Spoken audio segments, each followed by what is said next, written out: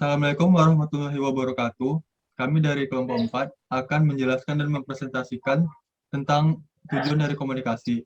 Jadi tujuan dari komunikasi itu ada 4. Yang pertama ada perubahan sikap atau attitude change, ada perubahan pendapat atau opinion change.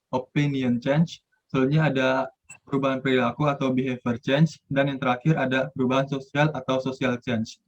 Sebelumnya kami izin memperkenalkan diri. Nama saya Septian Ramadjodi dengan NIM 011-19015. Dengan saya M. Gusti Hamdani dengan NIM 011.19.006. Dengan saya Abdurrahman Ahmad Sari NIM 011-1. Baik, setelah perkenalan, marilah kita melihat video yang kami paparkan. Untuk para teman-teman sekalian, tolong kameranya dihidupkan agar saya dapat melihat untuk bisa mengabsensi teman-teman sekalian. Ini untuk Abdurrahman dengan Septian Ramadjodi. Oke, Pak. Oke, terima kasih. Abdurrahman Ahmad Asari ini kemana ya? Oke, kita bisa melihat nih wajah-wajah dari mahasiswa-mahasiswa teknologi pengolahan sawit ya. Untuk Abdurrahman ini kenapa tidak memakai PDH ya? Karena kan ini jadwalnya kita memakai PDH untuk hari ini. Aduh, ngapa sih Ri nggak pakai PDH? Ya, Pak, saya lupa. Bentar, saya akan memakai PDH, Pak. Lupa apa lupa? Tolong teman-temannya diingatkan ya kepada teman yang lain agar bisa terjadwal lagi menggunakan PDH. Karena ini salah satu atribut kita gitu ya. Iya, Pak. Dan untuk Septian Ramadjodi, iya, Pak, jika memberi atau mengingatkan teman, itu sebaiknya jangan sampai menggunakan bahasa-bahasa yang menyakiti perasaan teman gitu ya. Jadi mulai dari sekarang hingga ke depannya nanti semoga semua merubah ya, Kak. Jadi suatu saat kita magang dan PKL nanti kita tidak akan terasingin dengan orang gitu, dengan bahasa kita, cara perilaku kita begitu ya.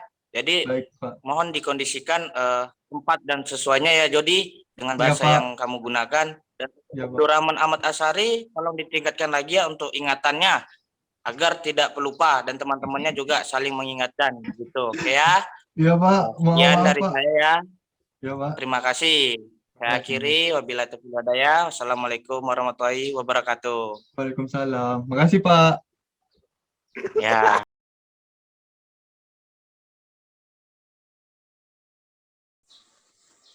Oke, mungkin pembahasan saya cukup sampai ini ya. Jadi tolong teman-teman dan rekan-rekan boleh on cam sekarang untuk Abdurrahman dan Septian Ramadjodi bisa diperlihatkan wajahnya. Baik, Pak. Oke. Terima kasih atas partisipasinya. Wah, ini kali ini Abdurrahman udah pakai PDH ini. Wah, apresiasi yang sangat bagus. Iya, ada perubahan tingkat kemajuan untuk mengingat jadwal kita menggunakan PDH ya untuk hari ini. Dan mungkin itu saja yang bisa saya sampaikan. Dan terima kasih juga untuk teman-temannya seperti Septian Ramadjodi yang telah mengingatkan teman-teman sebelumnya. Abdurrahman, terima kasih yang telah mengikuti kontribusi kita dalam memakai PDH. Tingkatkan lagi untuk kedepannya. Saya akhiri. Wabillahi taufiq wal hidayah. Assalamualaikum warahmatullahi wabarakatuh. Sekian, terima kasih. Oke. Jadi teman-teman, aku kan kemarin baca berita kalau misalnya di bulan Juli ini mau diadakan sekolah offline di tengah pandemi kayak gini, dan itu disampaikan oleh Menteri Pendidikan. Nah, itu gimana ya menurut teman-teman sekolah offline ini di tengah pandemi gini juga gitu? Alhamdulillah, dari kemarin aku nungguin sekolah offline, akhirnya ada juga gitu. Sebenarnya kan sebelumnya juga ada kan sekolah offline tapi diundur. Mungkin sekarang nih benar-benar nih sekolah offline. Kalau aku setuju aja sih. Soalnya kalau online kayak materi yang disampaikan itu kurang masuk gitu kalau dari dosen. Kalau offline kan kayak lebih nyata, bam gitu masuk. Kalau dari aku. Kalau menurut menurutku ya, kalau dengan cara offline yang masih diadakan pemerintah itu bakalan kurang efektif gitu, karena yang kita ketahui aja data dari pemerintahan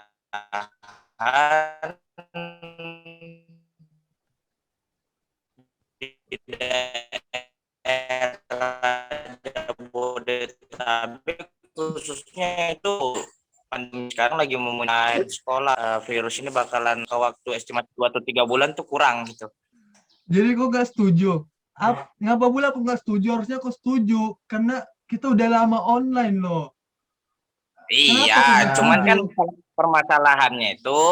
permasalahannya nanti bakalan banyak yang seperti apa namanya konflik-konflik atau ya tahu sendirilah gimana netizen yang begini yang begitu, itu hoax lah datanya, yang katanya beritanya cuman hoax, yang ini yang itu kita cuman dikasih janji-janji manis seperti itu. Tapi ini dari menteri Sudah, langsung. sudah.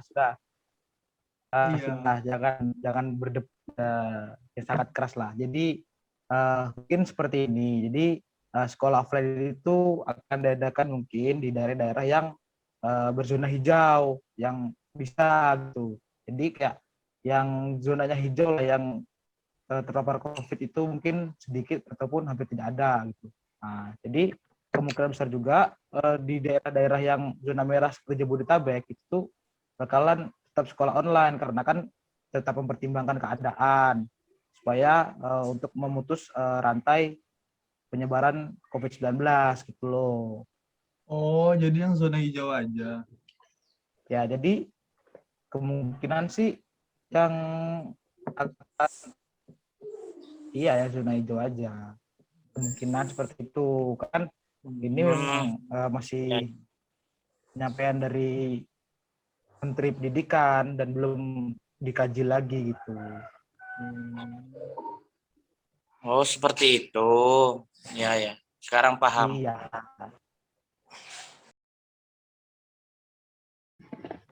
Oke, terima kasih anak-anak sudah datang di bimbingan konseling. Maaf ya karena kita online jadi bimbingan konselingnya ada di Zoom.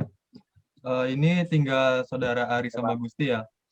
Mungkin Gusti duluan apa yang mau Iya dikonselingkan? Pak.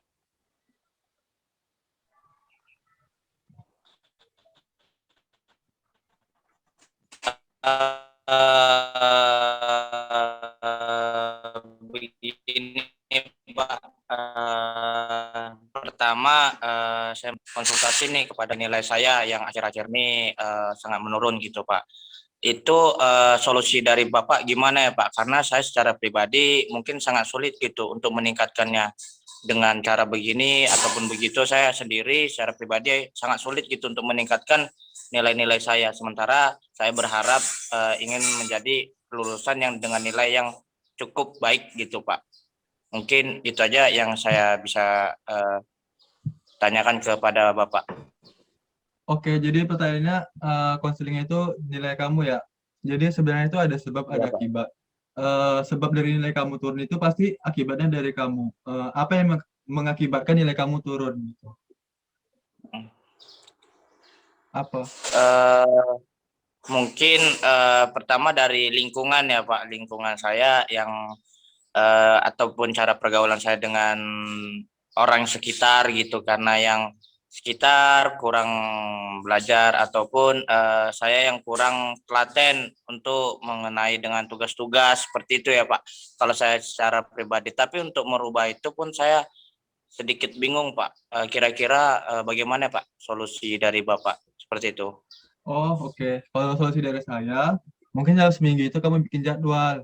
Jadwal misalnya hari Senin sampai Rabu itu kamu belajar dengan teman-teman kamu yang produktif atau yang ambisius. Selanjutnya, mungkin hari selanjutnya, mungkin kamu ada waktu untuk main game, buka-buka buku, buka catatan, atau main sama teman-teman kamu yang nggak ambisius kayak gitu. Jadi kamu atur jadwalnya. Jadi supaya nggak kamu satu minggu itu kamu kasihkan dengan dunia kamu sendiri gitu. Jadi Berarti lebih tepatnya saya membuat jadwal ya Pak. iya, bikin jadwal belajar juga gitu. Oke, terima kasih Pak atas solusinya. Iya. Terima kasih. Ya, Gusti. Mungkin untuk Gusti udah selesai ya. Untuk Ari, ada yang mau dikonsultasikan, Nak?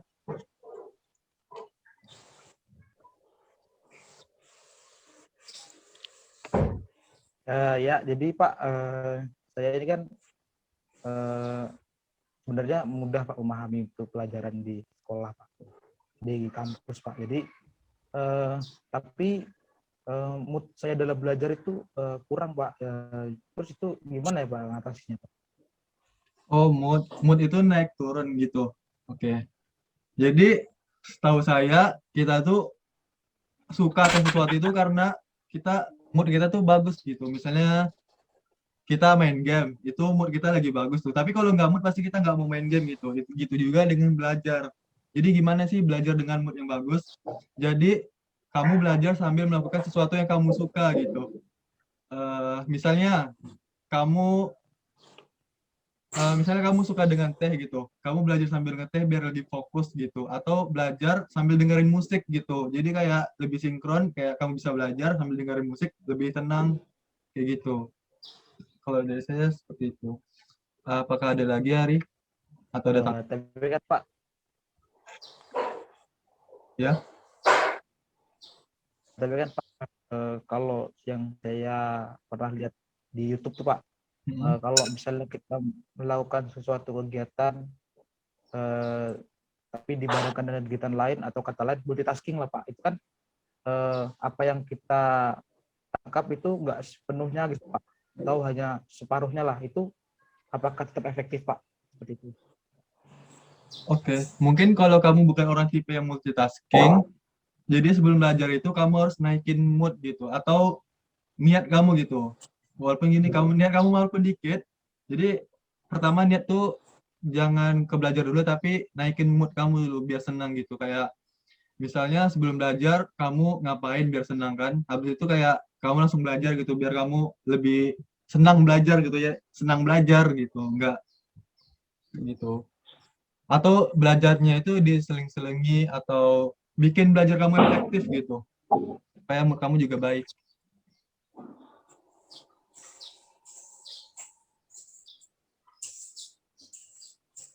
Gimana, Ari? Baik Pak, mungkin saya sudah cukup paham Pak. Terima kasih Pak. Oke, terima kasih anak-anak. Silahkan, Liv. Baiklah. Assalamualaikum warahmatullahi wabarakatuh. Selamat pagi Bapak-Bapak sekalian. Waalaikumsalam. Pagi, Pak. Ya, Selamat pagi. pagi Pak. Saya hormati Bapak RT 1, Bapak Septian, Bapak RT 9, Bapak Abdurrahman. Dalam rapat kali ini kita tidak bisa secara tatap muka langsung ya, kita menggunakan via Zoom. Nah, saya ingin membahas beberapa ini Pak, mengenai tentang di RT 1 dan di RT 9 ya khususnya. Jadi untuk RT 1 itu sebelum kita mengadakan rapat ini saya sudah melihat itu di daerah Bapak, tepatnya di bagian ujung yang rumah sebelah sana tuh Pak. Itu masih terdapat seperti tumpukan-tumpukan apa ya Pak? Kayak bekas-bekas sampah dibakar gitu. Terus apakah Bapak sendiri tidak ada punya schedule-nya untuk mengenai gotong royong kah atau dengan mengadakan IPL seperti itu Bapak? Bagaimana Bapak? Bisa dijelaskan sedikit Bapak? Nah, sebelumnya bulan lalu saya udah ngerencanain gotong royong nih ke warga-warga. Jadi saya minta tanda tangan persetujuan warga. Nah, dari saya minta itu ada empat kakak yang menolak gotong royong, katanya dia ada kegiatan sibuk gitu. Nah, selanjutnya diubah jadwal. Jadi ada banyak, pokoknya di setiap perubahan jadwal itu ada beberapa yang menolak gitu Pak. Jadi nggak ada keputusan yang bulat gitu. Jadi saya juga agak bingung Pak, gimana caranya membulatkan suara agar bisa terjalannya gotong royong gini Pak. Gitu. Kan gotong royong harus bersama Pak. Oh iya, mungkin salah satu solusi Bapak udah cukup jelas ya untuk mengenai dengan jadwal-jadwal yang sudah diubah, terus dengan warga-warga yang kurang setuju juga gitu ya. Mungkin bakalan saya juga pertimbangi bagaimana dan akan saya cari solusinya. kita beralih ke Bapak RT 9 dulu ya, Bapak Abdurrahman ya. Itu saya lihat ada beberapa tumpukan Iya, Bapak. sampah yang udah seperti kayak ini ya, Pak. Seperti dikerubungi lalat, karena kan yang kita lihat di komplek RT 9 ini kan biasanya terkenal tuh dengan asrinya, wanginya seperti itu, Pak. Itu kenapa bisa terjadi di bulan-bulan ini, Pak? Padahal bulan-bulan lalu tidak seperti itu kejadiannya, Pak. Bisa dijelaskan sedikit, Pak? Ya Pak, jadi eh, untuk di RT 9 sendiri itu kan untuk sekarang kebanyakan penduduk itu yang datang dari luar daerah kayak pemuda-pemuda yang baru dapat kerja gitu Pak. Dan di sini kan banyak kontrakan-kontrakan gitu Pak. Hmm. Nah, mungkin itu kan mereka tuh selalu yang pulang malam, jadi pagi nggak pernah kelihatan. Nah, semenjak saat itulah eh, RT 9 jadi kayak kurang asri, banyak tumpukan sampah. Dan juga kemarin kan eh, ada terkena banjir ya Pak. Jadi Oh, iya. masih banyak lah yang sebenarnya kami gunain. Nah, jadi saya juga sulit untuk mengajak warga-warga saya karena ya itu tadi mereka kesibukannya kerja gitu Pak. Jadi ya saya datang ke rumahnya, banyak yang kosong atau ada yang sedang istirahat tidur gitu Pak. Jadi serba salah juga Pak saya mau mengajak mereka gotong royong gitu. Ya jadi saya cicil sedikit, saya sendiri cicil dikit-dikit gitu Pak. Ya kalau saya sendiri juga agak mampu sih untuk semuanya sebenarnya Pak. Itu Iya. bagaimana Pak ya solusinya? Oke, terima kasih Bapak Abdurrahman ya. Ini mungkin permasalahan yang dialami Bapak-Bapak sekalian hampir sama ya mengenai dengan schedule para masyarakat ya, yang tidak bisa hadir, yang kurang setuju atau yang sedang sibuk ya. Mungkin yang pertama karena kita kan ibaratnya seorang pemimpin dari masyarakat kita seperti itu. Nah, yang pertama kita ubah itu dari pola pikir masyarakat kita. Kita kasih wejangan ke mereka, Bapak, Ibu sekalian. Uh, Jika tempat kita kotor atau kurang nyaman, itu akan membawa penyakit seperti malaria, DBD, atau dan lain-lain. Apakah keluarga Anda mau? Kan seperti itu wejangan yang kita kasihkan. Nah, jadi untuk kedepannya mungkin bapak-bapak sekalian bisa lebih rutin lah untuk mengadakan rembukan ya, atau biasanya kita rapat atau sambil santai-santai. Halo Bapak. Ya udah, terima kasih ya kepada bapak-bapak terutama untuk RT 1 RT 9 Bapak Septian dengan Bapak Abdurrahman ya yang telah partisipasi mengikuti kegiatan rapat kita kali ini. Saya mohon maaf nih apabila ada kata-kata saya yang kurang berkenan di hati bapak-bapak sekalian. Saya mohon maaf sebesar-besarnya. Saya akhiri. Wabillahi taufiq wal hidayah. Wassalamualaikum warahmatullahi wabarakatuh. Selamat siang. Waalaikumsalam warahmatullahi wabarakatuh. Dah sekian video penjelasan dan praktek dari kami tentang komunikasi. Apabila ada kesalahan atau kata yang tidak berkenan, mohon dimaafkan. Assalamualaikum warahmatullahi wabarakatuh. Waalaikumsalam warahmatullahi wabarakatuh.